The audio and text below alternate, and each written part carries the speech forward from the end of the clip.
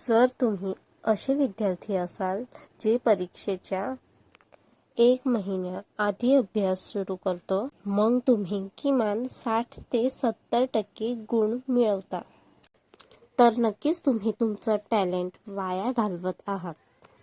कारण तुम्ही 99% गुण मिळवू शकता.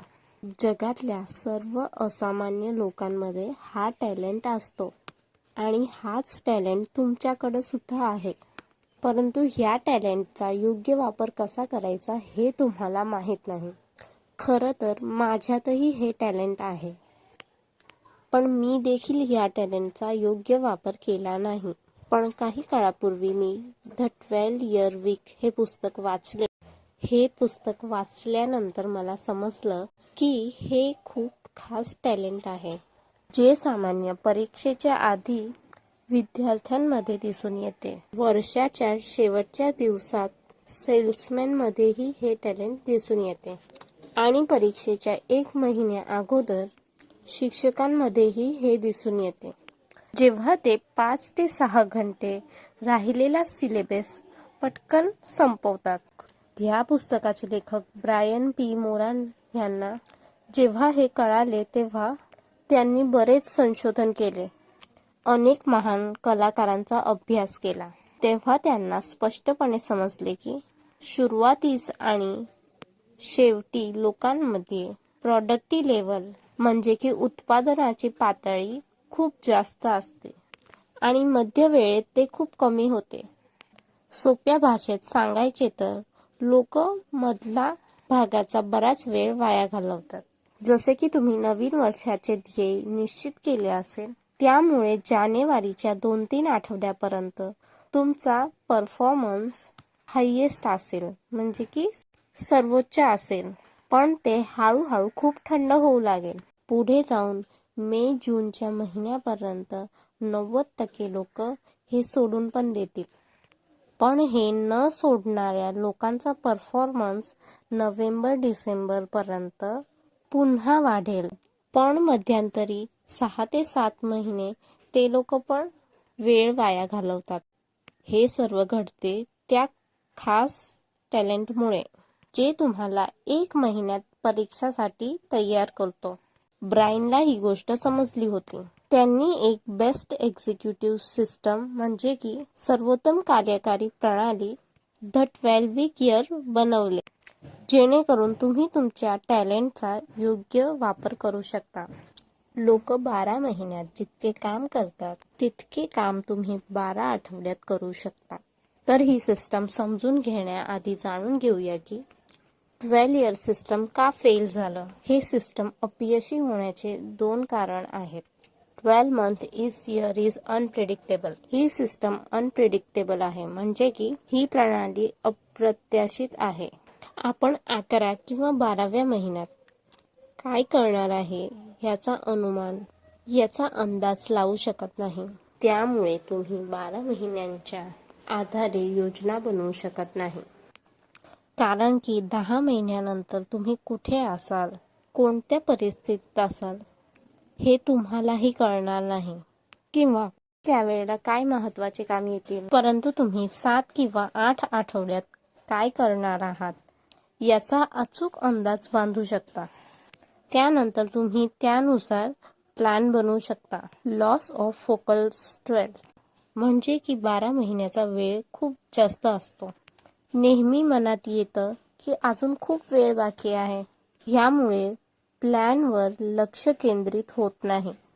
वर्षाच्या शेवटी जेव्हा अंतिम मुदत जवळ येते तेव्हा आपण खूप जास्त लक्ष केंद्रित करतो, खूप जास्त काम करायला लागतो, खूपच जास्त काम करतो आणि त्यामुळे तणाव निर्माण होतो, म्हणजे की स्ट्रेस व्हायला लागतो आणि नंतर आपण आजारी पडतो.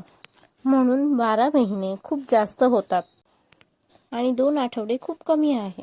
म्हणून 12 आठवड्यांचा वेळ आयडियल असतो. कोणताही ध्येय साध्य करण्यासाठी 12 आठवड्यांचा समय खूप जास्तही नाही आहे की तुम्ही प्रोक्रॅस्टिनेट म्हणजे की विलंब करू शकता, आणि खूप कमी पण नाही आहे की तणावामुळे तुम्ही आजारी पडाल. द 12 वीक इयर सिस्टम काय आहे? जर तुम्ही हे सिस्टम नीट वापरले तर तुम्ही 4 वर्षाचं काम 1 वर्षात करू शकाल. तुम्हाला एका वर्षातच 4 वेळा 12 आठवडे भेटतील. हे 12 वीक इयर सिस्टमचे 4 महत्त्वाचे घटक आहेत. सर्वात पहिलं आहे विजन, म्हणजे की दृष्टी. दृष्टी ही सर्वात महत्त्वाची गोष्ट आहे. यशस्वी व्यक्तीला अपयशापेक्षा वेगळी करणारी एखादी गोष्ट असेल तर ती विजन आहे, म्हणजे की दृष्टी आहे. दृष्टी म्हणजे काय? ते फक्त एक स्वप्न आहे जे तुमच्याशी भावनिक रीतीने जोडलेलं असतं. स्वप्न तर प्रत्येक जण पाहतो, पण ती प्रत्यक्षात आणण्यासाठी तुम्ही जे कृती करता तेव्हा ते स्वप्न तुमची दृष्टी बनून जाते. दृष्टी ही तिथली प्रेरक शक्ती आहे जे तुम्हाला संकटाचा सामना करण्याची ताकद देत असते. जेव्हा तुम्हाला एखाद्या दिवशी ॲक्शन करावीशी वाटत नाही तर दृष्टीच ती गोष्ट असेल जे तुम्हाला ध्येयाकडे खेचल, तुम्हाला कृती करण्यास प्रवृत्त करेल. दृष्टी हा उच्च कार्यक्षमतेचा प्रारंभ बिंदू आहे. जगातील प्रत्येक गोष्ट 2 वेळेस निर्माण झाली आहे, आधी मनात आणि नंतर खऱ्या जगात. जर मानसिक निर्मिती स्पष्ट नसेल तर आपण ते वास्तविक जगात तयार करू शकणार नाही. तर तुम्ही सर्व यशस्वी कंपन्यांच्या सीईओंचे इंटरव्ह्यू ऐकले तर त्यामुळे तुम्हाला कळेल की त्यांची आणि त्यांच्या कंपनीची दृष्टी स्पष्ट असते. इथे इलॉन मस्कचेच उदाहरण घेऊया. जर तुम्ही त्यांचे इंटरव्ह्यू ऐकाल तर तुम्हाला समजेल की त्यांचं काय विजन आहे. Life on Mars and making अर्थ आर बेटर प्लेस. हे दृष्टी केवळ त्यांचे स्वप्न नाही आहे, उलट त्यांच्या जीवनाचा उद्देश पण आहे, ज्यावर ते सातत्यात काम करत असतात. त्यांची दृष्टी ही त्यांच्या कंपनीशी जुळत असते, जसं की बाह्य अवकाशासाठी कार्य करते. बाकी दुसऱ्या कंपनी टेस्ला आणि द बोरिंग कंपनी अर्थला म्हणजे की पृथ्वीला एक चांगले स्थान बनवण्यासाठी काम करत आहे. त्यामुळे तुम्हाला आयुष्यात जे काही बनायचं आहे, जे काही बनवायचं आहे त्याला पहिले तुमच्या मनात तयार करा. त्याचं स्पष्ट मानसिक चित्र तयार करा. तुम्ही विद्यार्थी असाल तर आधी तुमचा उद्देश शोधा. तुम्हाला अभ्यास का करायचा आहे याची दृष्टी निर्माण करा. जर तुमचे स्वप्न डॉक्टर किंवा इंजिनियर किंवा उद्योजक होण्याचे असेल किंवा पंतप्रधान होण्याचे तुमचे स्वप्न असले तरी तर ते केवळ स्वप्नच राहू देऊ नका. त्याला तुमच्या जीवनाचा उद्देश बनवा. मग तुम्हाला कोणीही अभ्यासाची सक्ती करणार नाही. तुम्ही स्वतःच प्रयत्न कराल. कारण तुमच्या आरामदायी आयुष्यापेक्षा तुम्हाला तुमचं विजन महत्त्वाचं होईल. तुम्ही व्यवसाय सुरू करत असाल तर प्रथम तुमचा उद्देश शोधा. त्यानंतरच तुम्ही एक उत्तम व्यवसाय उभा करू शकाल. यासाठी दृष्टिकोन खूप महत्त्वाचा आहे. म्हणून जर तुमची दृष्टी स्पष्ट नसेल तर तुम्ही काहीही साध्य करू शकणार नाही. तुमच्या कम्फर्ट झोनमध्येच पडून राहाल. तुम्ही कारवाई देखील करणार नाही, कारण तुम्हाला कारवाई करण्यासाठी प्रेरणाच नाही. आपल्या स्वातंत्र्य सैनिकांना आझादी मिळवण्यासाठी किती मोठा दृष्टिकोन होता. ते काही पण करायला तयार होते, कोणत्याही थराला जायला तयार होते. त्यांच्याकडे किती मोठी प्रेरणा होती. तुमचं विजन इतकं शक्तिशाली आहे का की तुम्ही त्यासाठी काही करायला तयार आहात. दुसरा घटक आहे नियोजन, मीन्स प्लॅनिंग. जर तुम्ही तुमची दृष्टी निश्चित केली असेल आणि तुमच्याकडे कोणतीही प्लॅनिंग नसेल, योजना नसेल तर तुम्ही तुमच्या ध्येयापर्यंत पोहोचूच नाही शकत. हे तसंच आहे की तुम्हाला मुंबईवरून दिल्लीला जायचं आहे आणि आपले हे ध्येय निश्चित आहे, परंतु तुमच्याकडे मॅप नसेल तर तुम्ही कदाचित पोहोचू शकणार नाही. जर तुम्ही पोहोचलात तरी तुम्हाला खूप वेळ लागेल. जसं की 12 वीक इयरचं उद्देश आहे की तुम्ही तुमचे वर्षाचे काम 12 आठवड्यात पूर्ण करा. हे सर्व मॅपच्या शिवाय तर नाही होऊ शकत. त्यामुळे 12 वीक इयरला प्रभावीपणे पूर्ण करण्यासाठी नियोजन करणे खूप आवश्यक आहे. अनेक अभ्यासांमध्ये याची पुष्टी झाली आहे, म्हणजे की कन्फर्म झालं आहे. जे योजना करतात त्यांचे ॲक्शन करण्याचे चान्सेस 80% असतात. ब्रायन सांगत आहे की तुमच्या 12 वीक इयर योजनेमध्ये 2 किंवा 3 ध्येयच असले पाहिजे, त्याच्यापेक्षा जास्त नाही. तुम्हाला 12 वीक इयर प्लॅन बनवायचा आहे की तुम्हाला 12 आठवड्यांमध्ये काय मिळवायचं आहे, तुम्हाला काय रिझल्ट हवे आहे. जसं की तुम्हाला 12 वीक इयरमध्ये तुमचं वजन कमी करायचं आहे, तुम्हाला तुमचं किती वजन कमी करायचं आहे, किंवा किती अभ्यासक्रम पूर्ण करायचा आहे, किंवा तुम्हाला किती पुस्तकं वाचायची आहे, किंवा किती सेल्स करायचं आहे. याच्यानंतर तुम्हाला 12 वीक इयर ध्येय साध्य करण्यासाठी साप्ताहिक प्लॅन बनवावा लागेल. तुम्ही तुमचे ध्येय साध्य करण्यासाठी दर आठवड्याला कोणती ॲक्शन घ्याल आणि कशी ॲक्शन घ्याल. जसं की वजन कमी करण्यासाठी 1 दिवसात तुम्ही किती रनिंग करणार, किंवा तुमचा अभ्यासक्रम एका आठवड्यात किती गृहपाठ पूर्ण कराल, हे सगळं तुम्ही करू शकता. तुमच्यात परीक्षेच्या 1 आठवड्या अगोदर अभ्यासक्रम पूर्ण करण्याचा टॅलेंट आहे. सर्वात महत्त्वपूर्ण गोष्ट, तुमचा आठवड्याचा प्लॅन म्हणजे की योजना तुमच्या 12 महिन्याच्या प्लॅन सारखा असला पाहिजे आणि तुमच्या दीर्घकालीन विजन बरोबर जुळलेलं पाहिजे. मुलांसारखा रोजचा दिनक्रम नाही बनवला पाहिजे. हे जुन्या पद्धतीचं आहे आणि खूप बोरिंग सुद्धा आहे. म्हणूनच ही नियमित पद्धत नेहमी अपयशी ठरते. तुम्हाला टाइम ब्लॉकिंगची पद्धत वापरावी लागेल. ही सर्वात प्रभावी पद्धतींपैकी एक आहे. आपला वेळ नियंत्रित करायचा. एलॉन मस्क अनेक सारी कंपनी चालवत आहे. इतकं काम करू शकतात, तर त्याचं सिक्रेट हेच टाइम ब्लॉकिंग आहे. एलॉन मस्क टाइम ब्लॉकिंगचा वापर करत आहे. टाइम ब्लॉकिंग करण्याची पद्धत बहुतेक वैयक्तिक असते. यामध्ये तुम्ही एखादे विशिष्ट काम पूर्ण करण्यासाठी आठवड्यातील ठराविक कालावधी निश्चित करता. यावेळी तुम्ही इतर सर्व कामे टाळता, ज्याला परफॉर्मन्स टाइम म्हणतात. परफॉर्मन्स टाइम म्हणजे की कामगिरी वेळेचे 3 प्रायमरी कंपोनंट्स म्हणजे की प्राथमिक घटक आहेत. स्ट्रॅटेजिक ब्लॉक हे हप्त्यातून हे आठवड्यातून 3 तासाचा असतो. फोकस केवळ महत्त्वाचं कार्य पूर्ण करायला असतो. त्यावेळेला तुम्ही फोन वापरत नाही, कुणाला भेटत नाही, म्हणजे काहीच डिस्ट्रॅक्शन नाही. सर्व फोकस फक्त एक कामावर असतो. बफर ब्लॉक हा दैनिक 30 मिनिटाचा असतो. यामध्ये तुम्ही सर्व बिनमहत्त्वाचे काम करता, जसं की phone call, social media, email आणि इत्यादी. जर तुम्हाला 30 मिनिटं पुरेसे नाही तर तुम्ही अजून 30 मिनिटाचा टाइम घेऊ शकता, पण ते एकच वेळी नाही. 30 मिनिटं सकाळी आणि 30 मिनिटं रात्री असे करून. ब्रेकआउट ब्लॉक हा ब्लॉक देखील आठवड्यातून 3 तासाचा असला पाहिजे, ज्यामध्ये तुम्ही स्वतःला रिफ्रेश करता. जेव्हा काही काम नसेल तेव्हा फक्त आनंद आणि मज्जा. फोन किंवा टीव्ही समोर नाही. बाहेर जा, फिरा आणि मज्जा करा. जसं की फिरायला जा, पिक्चर बघायला जा, पार्टीमध्ये जा, लोकांना भेटा, किंवा आउटडोर गेम्स पण खेळू शकता.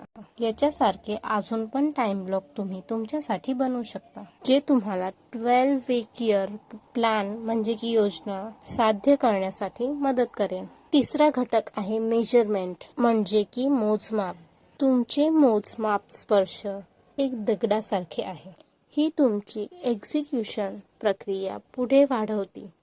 तुम्हाला रिझल्ट मोजण्याची गरज नाही, तुम्हाला बस तुमचे एक्झिक्युशन मेजर करायचे आहे. मेजरमेंटमध्ये आठवड्याचे लीड आणि लॅग दोन्ही असले पाहिजे.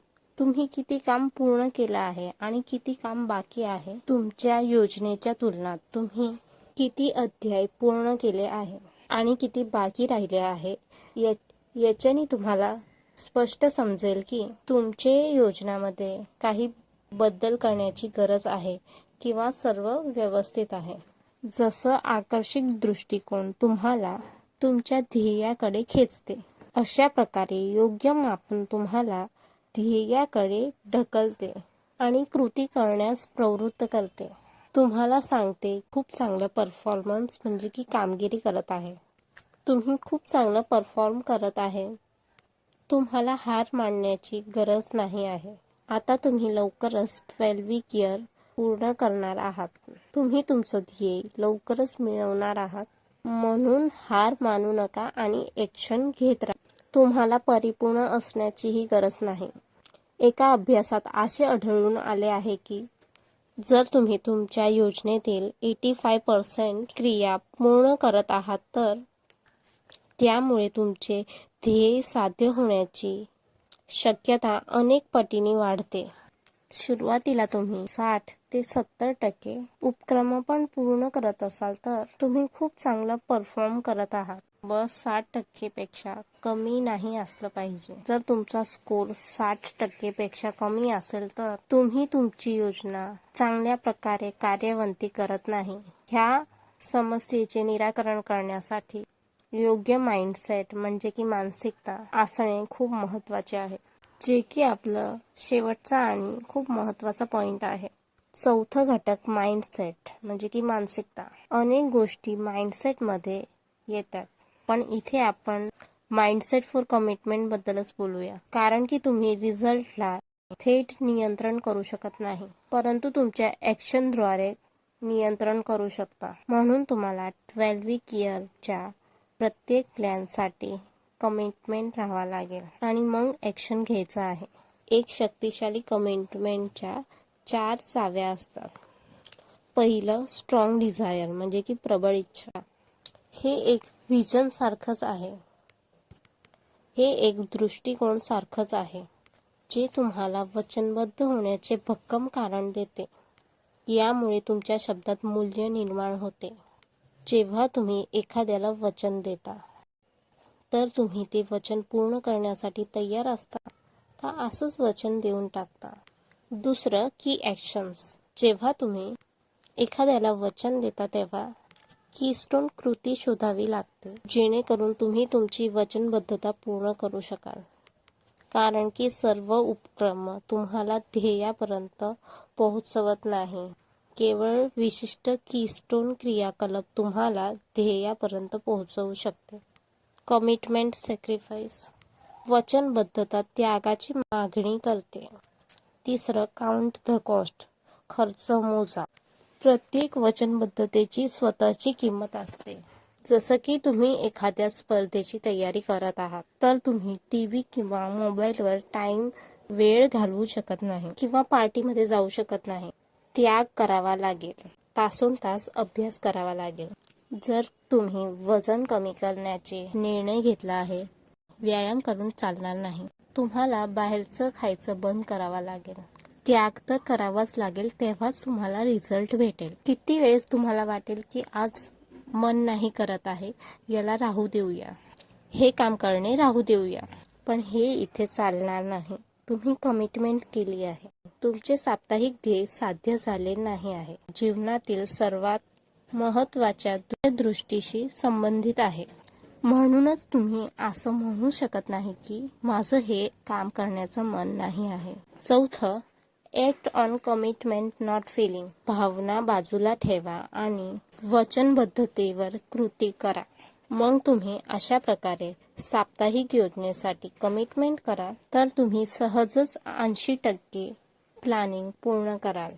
आणि जर तुम्ही असं नियोजन केलं तर तुम्हाला इतरांपेक्षा 4 पटीने पुढे जाण्याची संधी भेटेल. जर तुम्ही विद्यार्थी असाल आणि हा व्हिडिओ बघत असाल तर जर तुम्ही विचार केला मी 12 वीक इयर सिस्टमचा उपयोग करेल, जिथे दुसरे विद्यार्थी 12 महिन्यात अभ्यासक्रम पूर्ण करेल, तिथे तुम्ही 12 आठवड्यात तो अभ्यासक्रम पूर्ण कराल.